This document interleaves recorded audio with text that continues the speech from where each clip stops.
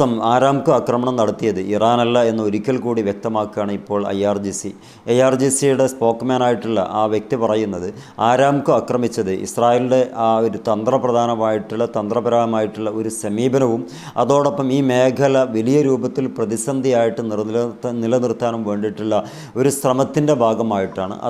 അതോടൊപ്പം തന്നെ ഖത്തറിലെ ഗ്യാസ് സംവിധാനത്തിനും തീപിടിപ്പിച്ചത് ഇസ്രായേലാണെന്നാണ് ഇവരുടെ ആ ഒരു വാദം അഥവാ IRGCയുടെ വാദവും. അതോടൊപ്പം തന്നെ അവർ പറയുന്ന മറ്റൊരു ഭാഗം കൂടിയുണ്ട്. ഞങ്ങൾ അമേരിക്കൻ അസറ്റുകൾക്ക് മാത്രമേ ഞങ്ങളുടെ ഇതുവരെയുള്ള അറ്റാക്കുകൾ ഉണ്ടായിട്ടുള്ളൂ. അതിൻ്റെ ഇടയിൽ ഞങ്ങളെ കുറ്റപ്പെടുത്തിക്കൊണ്ട് ഞങ്ങളുടെ മേലിട്ടുകൊണ്ട് രക്ഷപ്പെടാനുള്ള ശ്രമമാണ് ഇസ്രായേൽ നടത്തിക്കൊണ്ടിരിക്കുന്നത്. ഞങ്ങൾ ആയുധങ്ങൾ ആ ലെവലിൽ ഉപയോഗിച്ചിട്ടില്ല, നിങ്ങൾക്ക് പരിശോധിച്ച് ഉറപ്പ് വരുത്താവുന്നതാണ് എന്ന് പറഞ്ഞാൽ ബാക്കിയുള്ള ആയുധങ്ങൾ എന്തൊക്കെ ഉണ്ടോ അതൊക്കെ അവശിഷ്ടങ്ങൾക്കിടയിൽ നിന്ന് കണ്ടെത്തി ഇത് ആരുടെ ആയുധമാണെന്ന് നിങ്ങൾക്ക് കണ്ടെത്താൻ പറ്റുകയാണെങ്കിൽ ഞങ്ങൾ പറയുന്നതിൽ കൃത്യത ഉണ്ട് എന്ന് നിങ്ങൾക്ക് ബോധ്യപ്പെടും. അത് ഞങ്ങൾ നേരത്തെ പറഞ്ഞത് വ്യക്തമാക്കുകയും ഒന്നുകൂടിയും ഉറപ്പിക്കുകയും ചെയ്യുന്നു എന്നതാണ്. അഥവാ ഇറാൻ എന്ന് പറയുന്ന രാജ്യം ഒരിക്കലും മറ്റുള്ള GCC കൺട്രികളെ അന്യായമായി ആക്രമിക്കാൻ ഇതുവരെ ആലോചിച്ചിട്ടില്ല. ഈ സംഭവങ്ങളൊക്കെ അഥവാ ദോഹയുടെ ഗ്യാസ് സമുച്ചയങ്ങളെ തകർത്തതും അതുപോലെ ഇവിടെയുള്ള ആരാംകോ ആക്രമിച്ചതും ഇസ്രായേലിൻ്റെ തന്ത്രമാണ് എന്നാണ് പറയുന്നത്. അതിന് അദ്ദേഹം പറഞ്ഞു വെക്കുന്ന മറ്റൊരു വിഷയം കൂടിയുണ്ട്. ഈ മേഖല ഒന്നാകെ യുദ്ധത്തിൻ്റെ കെടുതിയിലാണെന്ന് വരുത്തി തീർക്കാൻ വേണ്ടി മനഃപൂർവ്വം ഉണ്ടാക്കുന്ന ഇസ്രായേലിൻ്റെ തന്ത്രവും ചതിയുമാണ് ഈ കാണുന്നതൊക്കെയും. ഒരിക്കലും IRGCക്കോ ഇറാൻ ഗവൺമെൻറ്റിനോ ഇതിൽ യാതൊരു പങ്കുമില്ല എന്നാണ് ഇപ്പം വ്യക്തമാകുന്നത്. അത് ഒരു കണക്കിന് നമുക്ക് മനസ്സിലാക്കാൻ പറ്റുന്ന ഒരു വിഷയം കൂടിയായിട്ടാണ് കരുതുന്നത്.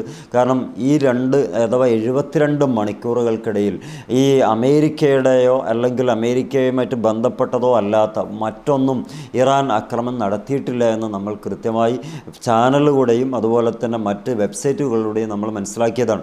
അതിൻ്റെ ഇടയിലാണ് ഇസ്രായേലിൻ്റെ ഏറ്റവും ചതിപ്രയോഗങ്ങൾ സ്വന്തം രാജ്യത്തോടുകൂടി നടക്കുന്ന സൗദിയിലും അതേപോലെ തന്നെ ദോഹയിലും നടത്തിയിട്ടുള്ളത് അഥവാ ഖത്തറിലും നടത്തിയിട്ടുള്ളത്. അത് വളരെ നന്നായി പ്രഹരിക്കുന്ന രൂപമാണ് നമ്മൾ കണ്ടത്. ഇറാൻ പറയുന്നു ഞങ്ങളിൽ നിന്ന് വളരെ തോത് കുറഞ്ഞ അല്ലെങ്കിൽ ബ്ലാസ്റ്റിംഗ് തോത് കുറഞ്ഞിട്ടുള്ള ലഘുവായ ആ ഡ്രോണുകളെ നിങ്ങളുടെ രാജ്യത്തേക്ക് ഞങ്ങൾ അയച്ചിട്ടുള്ളൂ.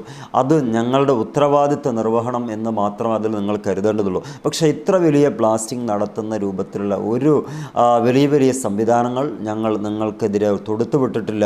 ഇതെല്ലാം മൊസാദിൻ്റെയും അതേപോലെ തന്നെ ഇസ്രായേലിൻ്റെയും പരിപൂർണമായും മനഃപൂർവ്വമായിട്ടുള്ള കരുതിക്കൂട്ടി ചെയ്യുന്ന ഒരു ഏർപ്പാടാണ്. അതിൻ്റെ പിന്നിൽ ഇറാനാണെന്ന് വരുത്തി തീർക്കാനുള്ള ഒരു ശ്രമം വലിയ രൂപത്തിൽ നടക്കുന്നുണ്ട് എന്ന് പറയുന്നു. അതിന് ഇറാൻ ഗവൺമെൻറ്റും ഇറാൻ IRGCയും പറയുന്നത് ഇനി ഒരു പക്ഷേ UAEയിലെ അൽ-ഫുജൈറ ആയിരിക്കാം അവർ ലക്ഷ്യമാക്കുന്നത്.